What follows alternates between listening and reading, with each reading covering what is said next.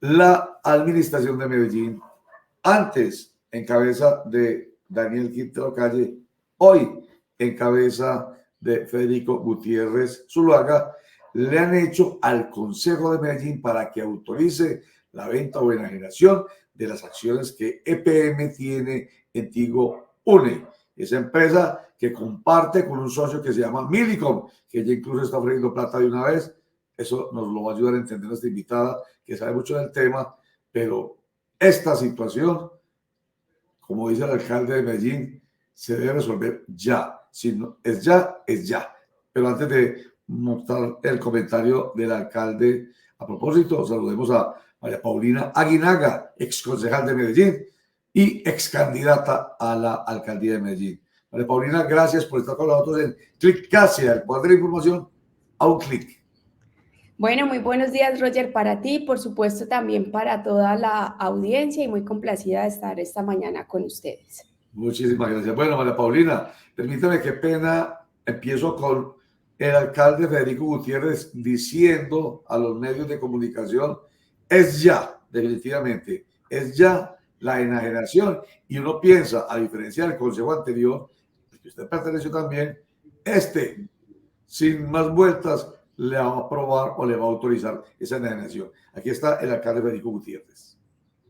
Indicamos el proyecto de acuerdo para pedirle al Consejo que autorice la enajenación de los recursos de las acciones que tiene PM en Tigo Une. Se demuestra que el mejor momento, difícilmente habrá un mejor momento y un mejor escenario en el negocio de las telecomunicaciones en Colombia para que protejamos el patrimonio público y logremos un buen valor justamente frente a la venta de esas acciones. Es un buen momento. Entonces, ¿cuál es el escenario? Mire, si aquí lo que se busca hoy en el país y lo que está buscando el escenario, y nos da la razón justamente, de que este es un negocio de grandes competidores a nivel mundial, que requieren gran inversión de capital, que las movidas son muy rápidas, como lo que están buscando hoy Millicom con Telefónica, y que proteger el patrimonio público entra en un buen momento, entendiendo que acá inclusive la segunda opción de compra, de acuerdo a la ley, la tendría Millicom. ¿Por qué? Porque nosotros, respetando la ley, una vez el Consejo de Medellín, ojalá, espero yo que hay buen ambiente, nos apruebe la enajenación de las acciones de PM en UNE, pues a partir de ese momento, mientras se continúa con la valoración, entramos ya en la fase de negociación. Y las acciones primero se le deben ofrecer al sector.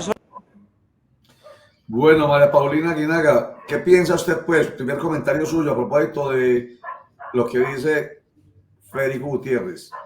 Pues yo sí discrepo enormemente de lo que dice el alcalde Federico, que este es el mejor momento. Yo diría que este es el momento más vergonzoso para vender esa participación y en el momento en el que más dinero vamos a perder.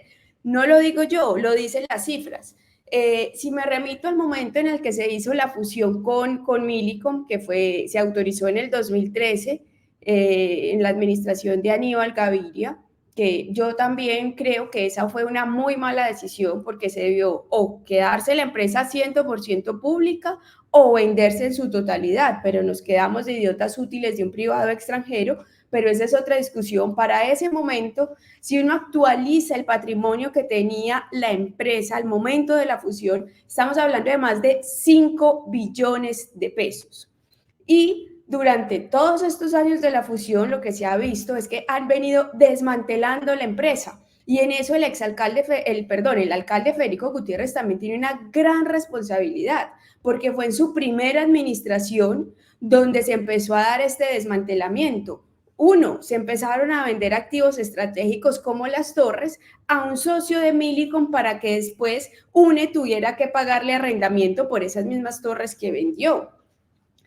Y además siguió esto en su nueva administración, porque la venta de torres se había suspendido desde el 2019 y, oh sorpresa, apenas llega Federico Gutiérrez, se reactiva nuevamente y empiezan a vender las poquitas torres que quedaban desde enero de este año. Entonces, uno, se empezaron a vender las torres. Dos, Federico Gutiérrez permitió la sustitución patronal de más de 601 trabajadores a Huawei, además incumpliendo los acuerdos que se hicieron cuando se estableció la fusión, que era respetar los derechos laborales y que no iba a haber despidos masivos, injustificados, ni mucho menos este tipo de sustitución patronal.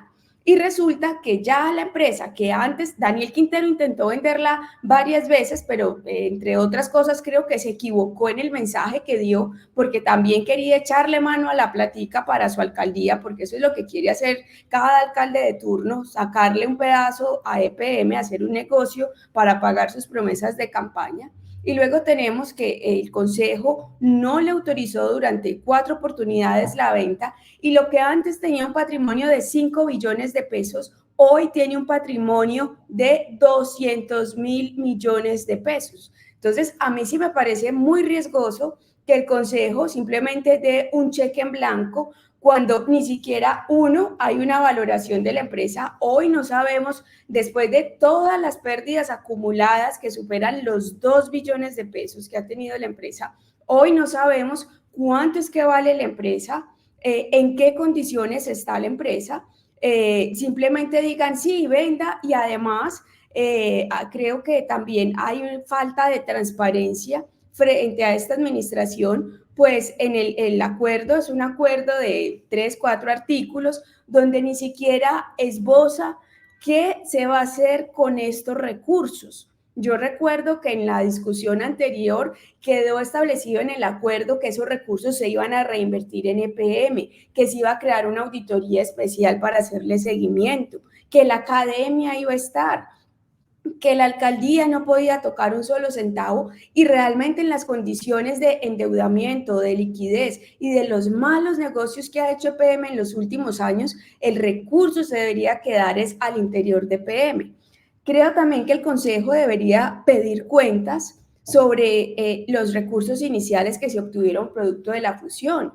Recordemos que se creó el famoso Fondo Medellín Ciudad para la Vida, y que también con el mismo espejismo que se quiere mostrar hoy, que se va a hacer una gran inversión social, se sacaron una plata para malgastarla.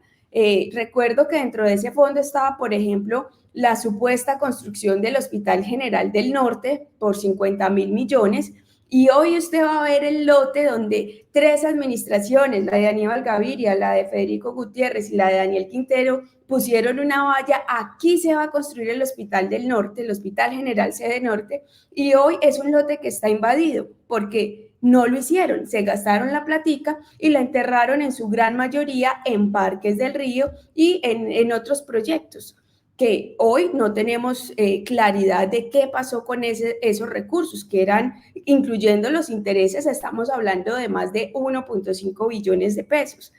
Federico Gutiérrez en su administración, en su primera, también vendió la participación que tenía EPM en Isagen, a la que yo me opuse, y se sacó más de 640.000 millones que eran supuestamente para construir el supuesto tranvía del 80, y no hubo tranvía del 80, va a haber metro del 80, pero cuando se fue a mirar qué recursos había para los intercambios viales del metro del 80, resulta que ya solo quedaban 90.000 millones. También se me cateó la platica y hoy no tenemos certeza a dónde fue a parar. También intentó vender la participación que tenía EPM en ISA, no la pudo vender en su totalidad, pero en lo poquito que vendió, la estaba vendiendo por debajo del precio al que se estaba cotizando en bolsa. Eso llevó a que suspendiera la venta, y solamente por esa porción tan pequeña de acciones que alcanzó a vender, con esa diferencia de precio, perdimos más de 40.000 millones de pesos. En su administración, en su primera, también vendió el parque eólico Los Cururos en Chile, una muy mala inversión de EPM en el exterior, y vendiendo esa también perdimos más de 700.000 millones de pesos. Entonces, ahí sí, como decían las abuelas, de donde se saca y no se echa, se acaba la cosecha. Hemos tenido una serie de malas decisiones en EPM que han puesto a la empresa en una situación muy compleja. El alcalde Federico Gutiérrez es un muy mal privatizador. Este es un momento en el que la ciudad va a salir a vender, pero va a perder muchísimo dinero por la polarización que teníamos también en su momento, y que el Consejo debería estar a la altura y además hacer énfasis de que recuperaban la ciudad, de que volvía la transparencia, de que volvía la confianza, y en aras a la transparencia, uno, esos recursos debería quedar estipulado en el acuerdo para dónde es que van y qué se va a hacer con ellos. Dos, una auditoría. Y tres, deberían rendir cuentas de qué es lo que ha pasado con los recursos de la fusión inicial del Fondo Medellín Ciudad para la Vida y de la venta de las acciones de PM en ISAGEN. O sea, dice usted, así empezó, este no es el mejor momento. Es ya o es ya, como dice Federico Gutiérrez, no, es un momento vergonzoso. Fue el calificativo que usted utilizó, María Paulina Aguinaga. No es el momento por toda la explicación que usted da, con argumento, porque usted es una experta financiera. Y no es el personaje, me refiero al alcalde, con todo ese, entre comillas, prontuario privatizador y malgastador. Roger, además, un agravante.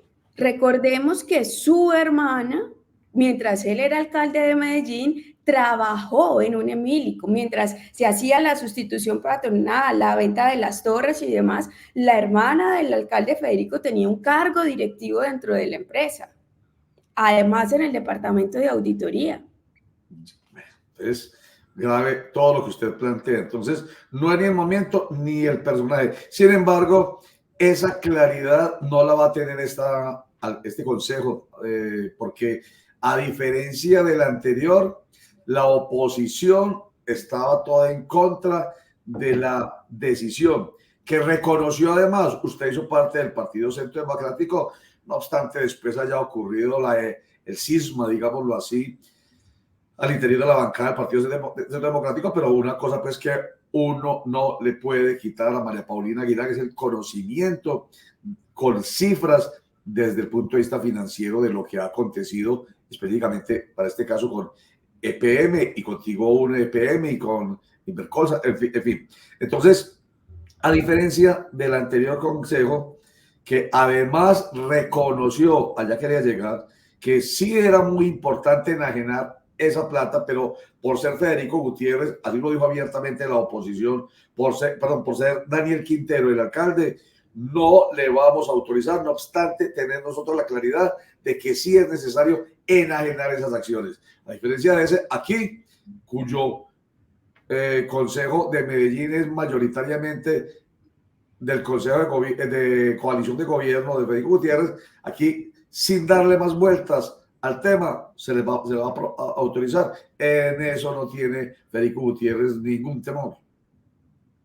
Sí, yo creo que ahí es donde se demuestra que le hace mucho daño a la ciudad cuando el control político no es imparcial, sino que depende de los afectos con el gobierno de turno. Yo creo que está bien lo que planteó el Consejo en su momento, exigir una valoración previa, exigir que los recursos se quedaran en EPM, exigir una auditoría. Lo que a mí me parece grave es que hoy esos requisitos siguen teniendo vigencia, siguen siendo absolutamente necesarios y hoy el Consejo está callado y no está pidiendo eso.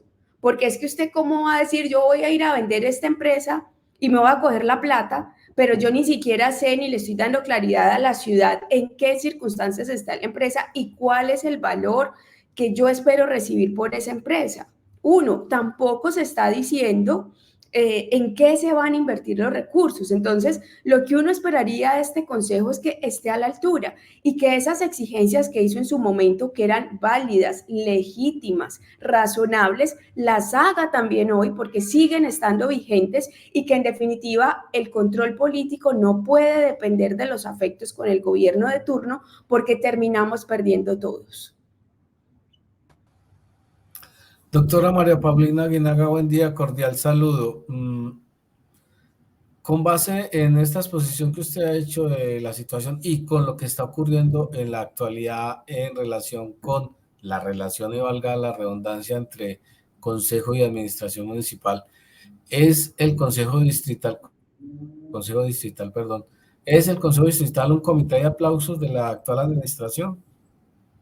Pues yo sí creo que es lamentable el cambio de postura y la incoherencia de los que se decían ser los defensores de Medellín. El concejal, por ejemplo, Sebastián López, que se decía ser el adalid de los valores, de la transparencia y demás, entrega incluso para no tener responsabilidad ni tener que estar ahí, la presidencia de la comisión primera, hacen el chanchullo para que sea otro concejal el que pueda asumir la coordinación de la ponencia de esto, se cambian concejales de comisiones entre el consejo cuando eso nunca se había visto, solamente por facilitar las cosas, sin siquiera pedir una explicación, sin pedir una valoración. Yo sí creo que es lamentable la incoherencia de parte de algunos concejales y que en general este consejo, pues sí, en definitiva es un comité de aplausos. Yo entiendo que tengan mayoría, pero eso tampoco es sano para la ciudad, porque la crítica constructiva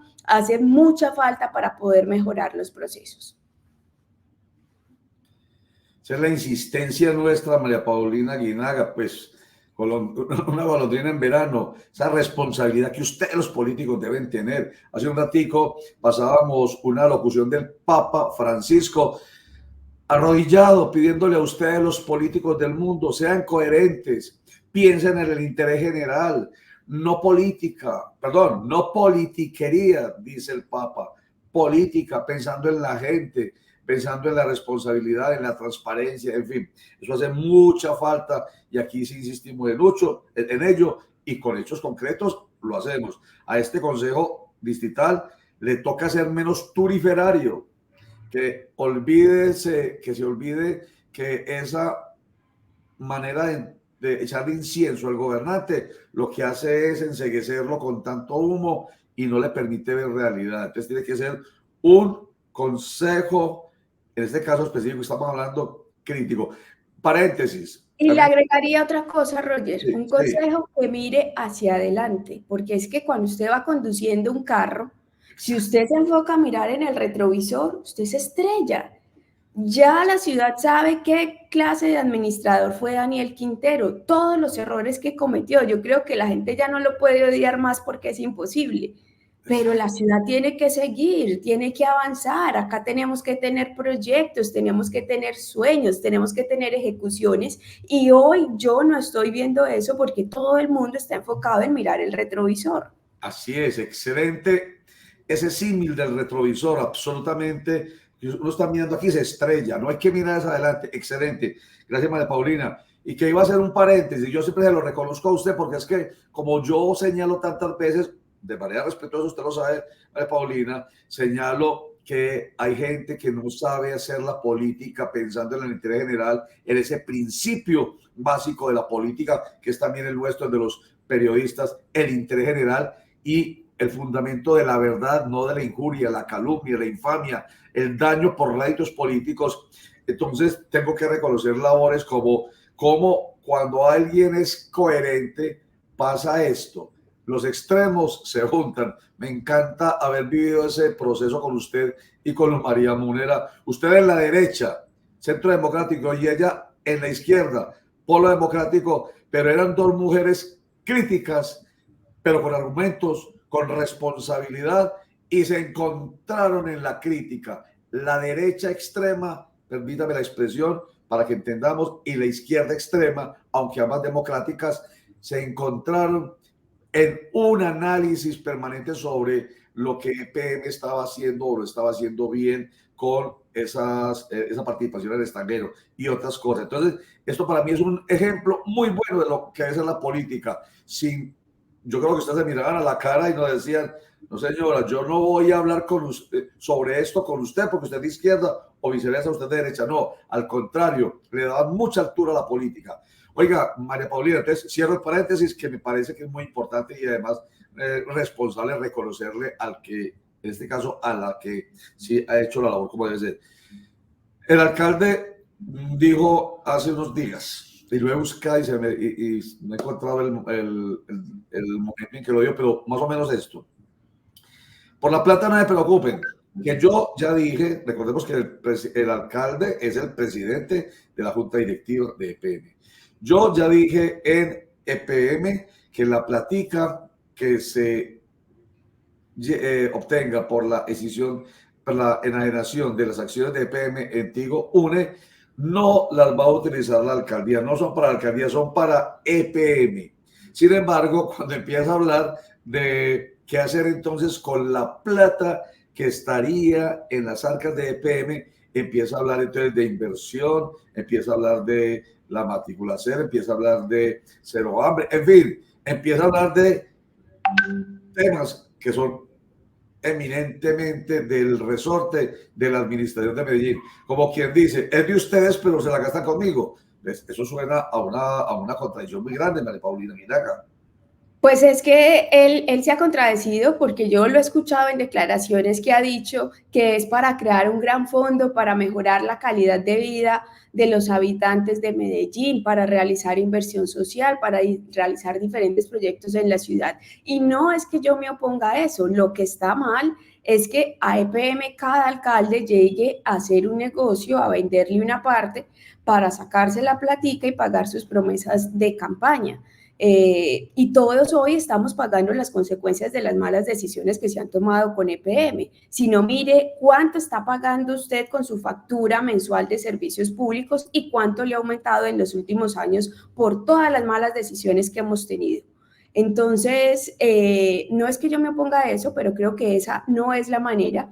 Y si de verdad esos recursos se van a quedar en EPM, porque además EPM está en una situación financiera muy compleja, pues él no debería tener problema en que eso quedara plasmado en un artículo de ese acuerdo, porque es que creo que ahí es donde está la falta de transparencia, que el acuerdo no estipula y no menciona absolutamente nada de dónde van a parar esos recursos, ni que se manejen unas cuentas de destinación específica, ni que haya ninguna auditoría, ni que nada. Entonces yo creo que eso es sano para la ciudad, que tengamos certeza y que él diga y que eso quede plasmado en el acuerdo. ¿Qué se va a hacer con los recursos? Que haya una auditoría, que se manejen en cuentas especiales y que en definitiva la propuesta sea, si es que eso se llega a vender, que los recursos se queden dentro de EPM. María Paulina, voy a hablar como ciudadano, no como periodista, porque a mí me parece que no me queda muy claro la posición, porque antes no, hoy sí, si antes iban a robar la plata, hoy no, porque nosotros somos demasiado honrados. Pero despojándonos de ese argumento, quiero ir a lo técnico, específicamente técnico. ¿Es necesario por la salud financiera de EPM vender aún el resto de paquete accionario que tiene EPM en UNE? A ver, voy a tratar de ser muy breve, pero me quiero ir incluso hasta los inicios de UNE. Digamos que con UNE también han pasado una serie de malas decisiones. Ustedes recordarán, por ejemplo, el tema de Orbitel, ¿no?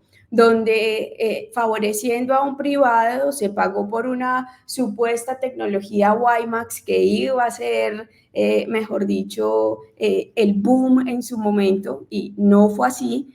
Y terminamos regalando más de 50 millones de dólares a unos privados. Luego con Fajardo, eso fue en la época de Fajardo, también se decide excindir el negocio de las telecomunicaciones, es decir, separarlo de lo que era EPM Matriz, argumentando que era un negocio muy riesgoso y demás, y que eso ponía en riesgo las finanzas, valga la redundancia, de la matriz. Entonces, ahí es donde se crea UNE. Luego vamos a Aníbal Gaviria y entonces con el mismo cuento de que era un negocio muy riesgoso, a dedo se busca un socio estratégico, que además es como cuando usted se asocia con un pobre, qué pena decirlo, pero Millicom a nivel mundial en un negocio que es tan concentrado, es una empresa muy pequeña. Por ejemplo, en un momento, el número de clientes que tenía Millicom en el mundo era casi el número de clientes que tenía Claro en Colombia, para darles un ejemplo del tamaño y de la dimensión. Entonces, Aníbal Gaviria se inventa el negocio de la fusión, se busca un socio estratégico a dedo, un socio con el que ya estaba en Colombia Móvil, lo que antes era Hola, que tampoco nos había ido bien. y decide realizar la fusión y además lo permite que lo hagan con la cédula, porque primero se les aprueba la fusión y ellos en base a esa autorización van y emiten bonos internacionales para venir a pagarnos los 1.4 billones de la fusión. Listo. A raíz de ahí se hizo una serie de compromisos, que se iban a respetar los derechos laborales, que la empresa iba a crecer, que se iba a posicionar en el mercado, que a partir del año 2016 íbamos a empezar a generar utilidades y a pagar dividendos a UNE y demás, a EPM. Y resulta que nada de esto fue así. Lo que hemos visto es que, como lo decía anteriormente, empezaron a desmantelar la empresa, vendiendo activos estratégicos como las torres, haciendo la sustitución patronal, y cuando usted hace la sustitución patronal lo que está transfiriendo es todo el conocimiento y toda la capacidad que ha construido la empresa durante años, porque quienes tienen el conocimiento pues son finalmente los trabajadores, y hacen esa sustitución patronal a Huawei. Adicionalmente, las pérdidas empiezan desde el primer año y hoy ya tenemos más de 2 billones de pérdidas acumuladas, o sea, el desfase con lo que tenían proyectado de utilidades frente a las pérdidas que hemos recibido es más de 4 billones de pesos. Entonces usted se puede pelar en 1, en 2 años, pero cuando usted ya se raja en todos los años, ya usted dice, oiga, ¿de verdad sí se equivocaron o es que esto también tenía otro tinte?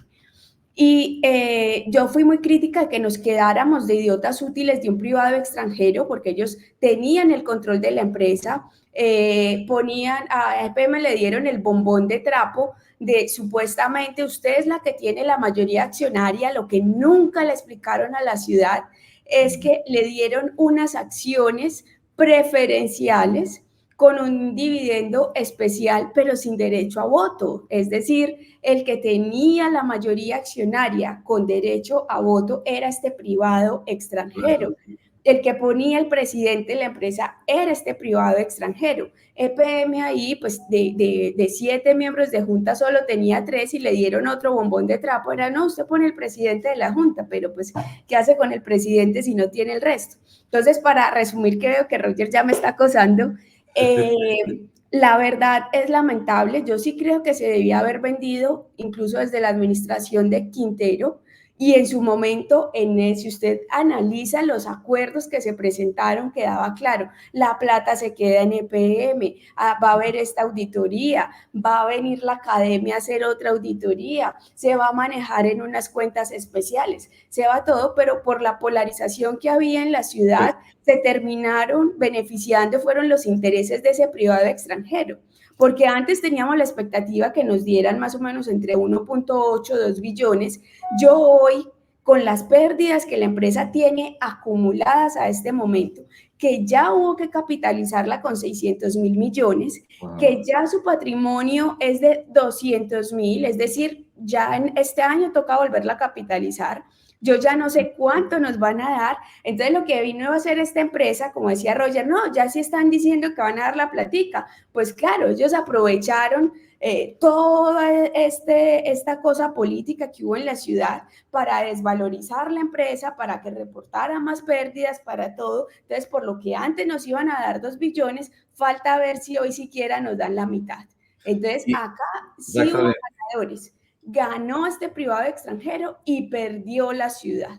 Claro, y veremos si más adelante hay que pensar en una presunta responsabilidad fiscal y disciplinaria de estos concejales que permitieron ese detrimento tan grande, que es fácil de demostrar, como usted lo está haciendo allí. Último comentario sobre este tema, María Paulina, y es que Mírico, precisamente, que es la que tiene el control de esa manera tan extraña y tan tonta, embutiendo un bombón de trapo, como dice usted, Mírico ahora está diciendo, yo quiero ser dueña de ese 50% de Tigo Une en Colombia, tengo la oferta, porque esa ya es la decisión de Tigo, y está hablando de $1.000 millones en efectivo y una deuda subida, dice Mírico. Pero no solamente para la parte de PM, es también que quieren hacer otro negocio con Telefónica y demás, o sea, ojalá fueran esos 1.000 millones de dólares para nosotros, ¿no? Es que ahí está también lo de Telefónica y hay otra serie de negocios ahí involucrados, porque por lo que...